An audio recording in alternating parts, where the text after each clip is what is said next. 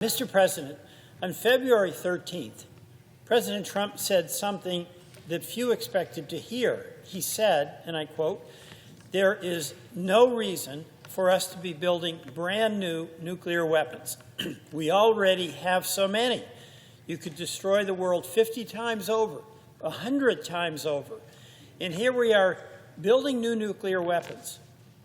We're all spending a lot of money that we could be spending on other things that are actually, hopefully, much more productive." I could not agree more with what President Trump said. It's why I want to speak today about the soon-to-expire New START treaty and the very real possibility of a new nuclear arms race, something that neither the President, the Vice President, nor any other senior officials has even mentioned, but it's looming. It's important to step back a moment and understand how we got to this point. There's no better way to begin than with J. Robert Oppenheimer, the scientist who led the team of physicists and engineers who built the first atomic bomb. Oppenheimer, as you know, directed the Manhattan Project's Los Alamos laboratory in a way that it was widely believed then and is to this day a way in which no one else could have done it.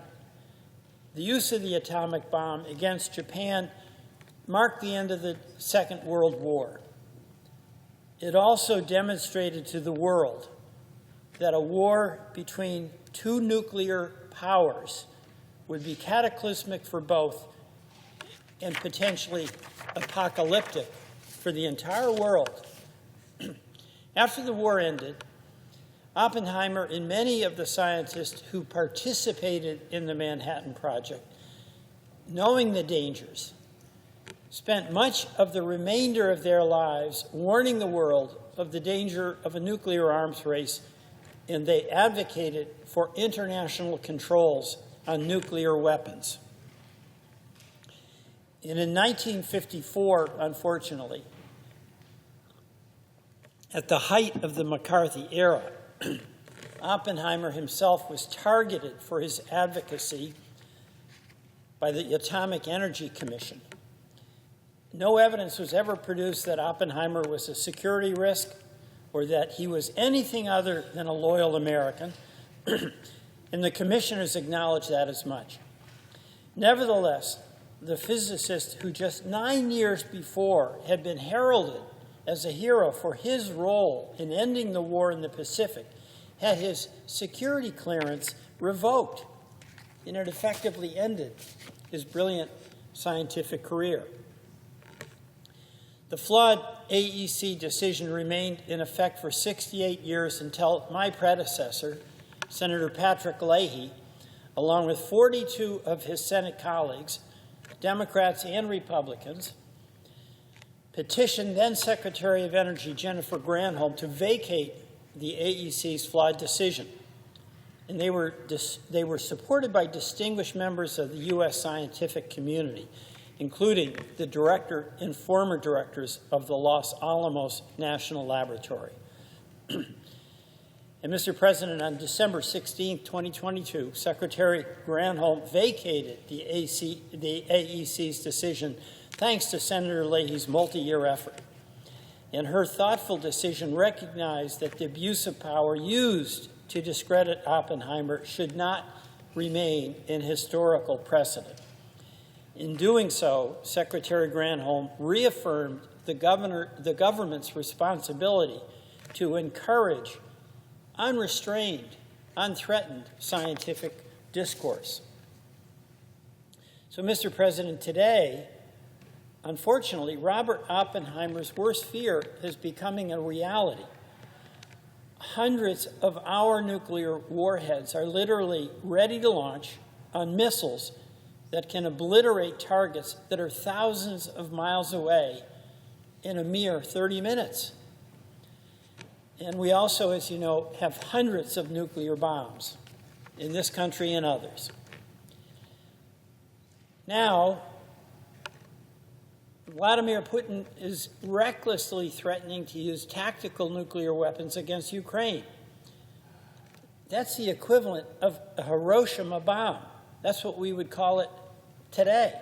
China is expanding its arsenal of more than 600 nuclear weapons. North Korea is expanding its arsenal of nuclear warheads and ballistic missiles. And it may be only a matter of time before terrorists obtain the enriched uranium to build a crude nuclear bomb.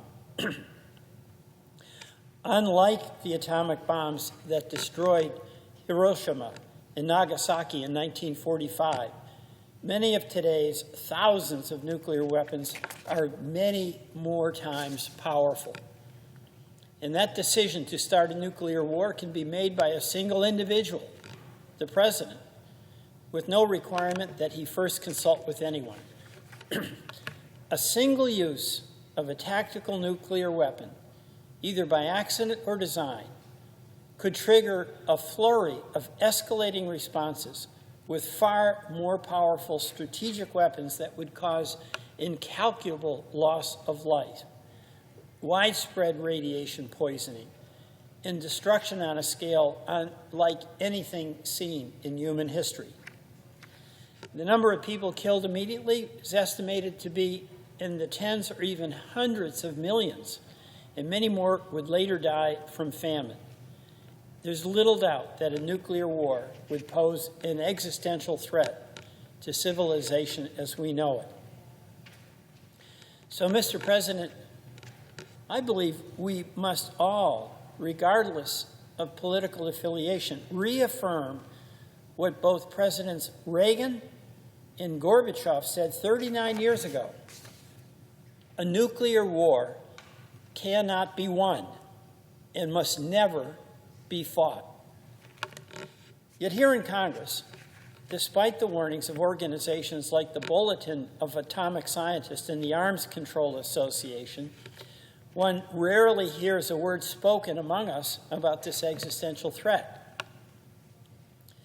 We've become far too complacent because for 80 years, as Robert Oppenheimer and others hoped after revealing to the world the immense destructive power of an atomic bomb, the inevitability of mutually assured destruction itself has deterred the use of those nuclear weapons. It's different today. With mercurial leaders like Vladimir Putin and Kim Jong-un, we can't rely on deterrence alone. Existing nuclear arms control treaties are either no longer adhered to by Russia or the United States, or they are close to expiring. And there are no negotiations currently underway or even envisioned on a new generation of international limits on nuclear weapons. Mr. President, my colleague from Massachusetts, Senator Markey, and several others here have sought to counter this complacency. And I want to commend Senator Markey for the bill he introduced on January 20th, the Restricting First Use of Nuclear Weapons Act, of which I'm an original co-sponsor. And last week, I also co-sponsored Senator Markey's resolution marking the 80th anniversary of the Trinity test in urging the United States to lead the world in reversing the nuclear arms race. But the danger of a new nuclear arms race has received far too little attention from Congress and from the administration. Mr. President, this complacency cannot continue. The use of a single nuclear weapon, whether tactical or strategic, accidental or intentional, and the likely response would dwarf all the other crises that we are preoccupied with by many orders of magnitude. And by then, focusing on it would be too late. And despite our sharp differences with the governments of Russia and China, they have as much interest in preventing an unwinnable nuclear war as we do. We and our allies must urgently seek to reinvigorate negotiations on more effective mechanisms to prevent the development, proliferation, and use of nuclear weapons. The New START Treaty, which entered into force in 2011, limits Russia's arsenal of nuclear weapons. The U.S. and Russia extended the treaty in 2021, but only for a period of 5 years, and that expires in February 2026. Ideally, we and the Russians would agree to continue to abide by the limits of the New START while we negotiate yet another treaty to further reduce the number of nuclear weapons. But unfortunately, last February, Putin announced that the Russian Federation's suspension of New START, and there has been minimal discussion between our two countries about any further agreements. When New START does expire, unless a new agreement is in place, there will be absolutely no limits on the number of strategic nuclear weapons that the United States and Russia can deploy. The number of nuclear weapons could skyrocket to levels not seen since the 1980s, incidentally, at huge cost to the American taxpayer. The result would be a world far more dangerous than the one we now occupy. The United States has its share of responsibility for the collapse of nuclear arms control. During the first Trump administration, the U.S. withdrew from the 1987 Intermediate Range Nuclear Forces Treaty. And during President Trump's first term, he withdrew from the Iran nuclear agreement, after which Iran, as we know, accelerated its uranium enrichment program. Today, some of President Trump's advisors have even proposed that we resume nuclear testing. We cannot do that. It would be an unmitigated disaster, subjecting countless Americans to cancer-causing radioactive fallout once again. We cannot repeat that mistake. We cannot repeat and cause that harm.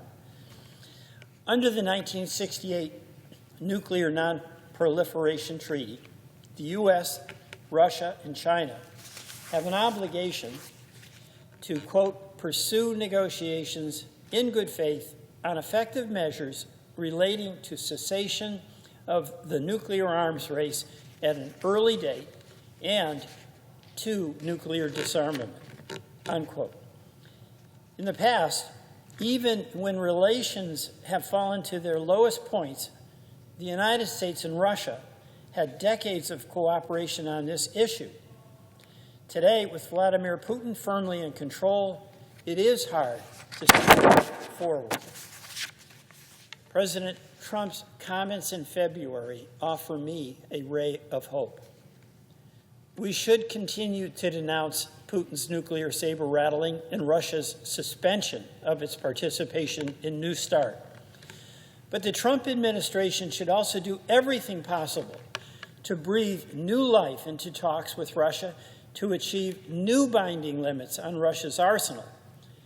The security of both countries and our allies depends on this. If Putin refuses to replace New START, despite it being in Russia's own national interest, there are other concrete steps that we, Russia, and China could take, short of negotiating an entirely new treaty, that would help reduce the risk of nuclear war, one that could be caused by false alarm, by error, or by misperception. These include improving lines of communication to reduce that risk of miscommunication or misperception, creating joint early warning centers to monitor missile launches, detargeting, so any accidental launch of a nuclear-armed missile lands in the ocean, removing all nuclear weapons from high alert status, reducing incentives to respond quickly to a possible nuclear attack, reducing the number of deployed nuclear weapons, and renouncing first use of nuclear weapons and restricting or eliminating a president's authority to launch a nuclear weapon without congressional approval. Mr. President, since the 1980s, thanks to negotiators in both countries, the United States and Russia curtailed an unrestrained nuclear arms race that led to the deployment of staggering numbers of increasingly destructive weapons that could not rationally be justified for deterrence or any other purpose. The START Treaty and New START were historic achievements, bipartisan achievements. I would like to think that President Trump was serious when he spoke of the need for the U.S., Russia, and China to stop building more nuclear weapons. But even modest steps to reduce the chance of a catastrophic mistake or miscalculation resulting in the use of nuclear weapons should be among our highest national priorities. Mr. President, I yield the floor.